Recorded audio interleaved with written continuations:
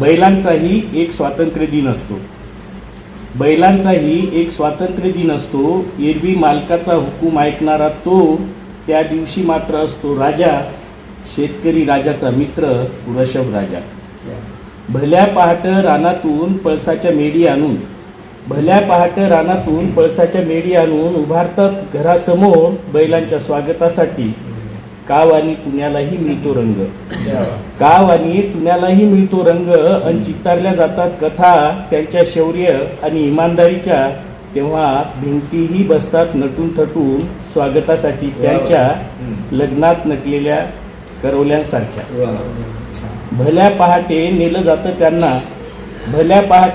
जातं त्यांना नदी, नाले, ओढा अथवा डोहावर.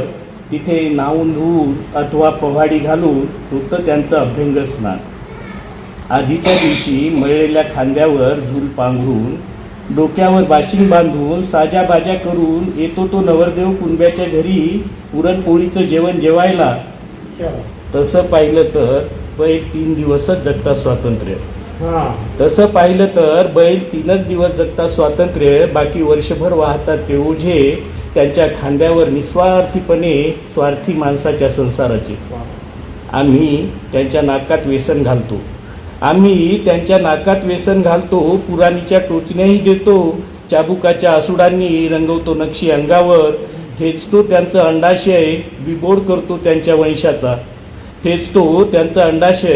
करतो त्यांच्या वंशाचा. बैल मात्र मशागत करतात आमच्या जगण्याची. त्यांच्या जगण्यावर नांगर फिरवून फक्त 3 दिवसांच्या स्वातंत्र्याच्या बदल्यात. काही खांदे आधारासाठी, काही विश्वासासाठी, काही भावना व्यक्त करण्यासाठी, तर काही अंतिम प्रवासासाठी असतात. पण बैलांचे खांदे झिजतात माणसाच्या जगण्यासाठी. स्वतःच्या जगण्याची कुर्बानी देऊन